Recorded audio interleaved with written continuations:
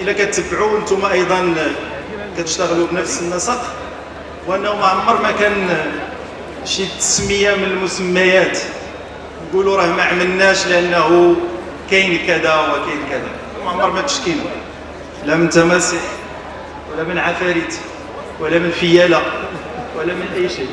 نحن نؤدي الرساله كما هو متعاقد عليه مع المواطنين.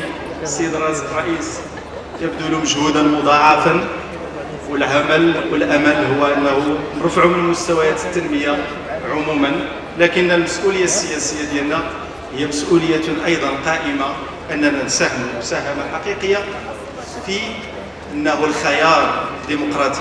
فيما يكون شي منجز حكومي معين او لا يدير السيد الرئيس شي برنامج ناجح، نشوفوا البرنامج في النهار الثاني، نشوفوا خرجه اعلاميه. حتى الان دابا كنتسال واش معارضه الحكومه بالليفت بردود الافعال واش هذا هو العمل؟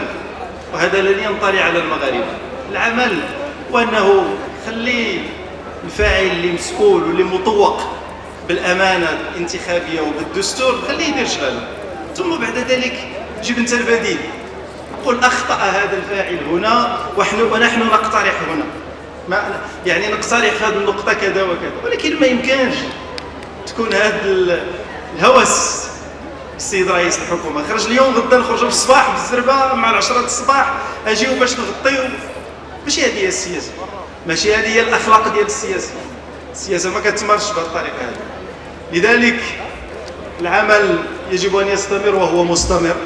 وانتم بغيت نوصيكم واحد الوصيه، انا عارفكم هذا الشيء اللي غنقول لكم راكم كديروه، رجعوا للاقاليم ديالكم، الجماعات ديالكم، الدواوير ديالكم، انتم متيقنين من مساله اساسيه، وهي ان هذا الحزب يشتغل من اجل ما ينفع الناس، وانتم تشتغلون من اجل ما ينفع الناس.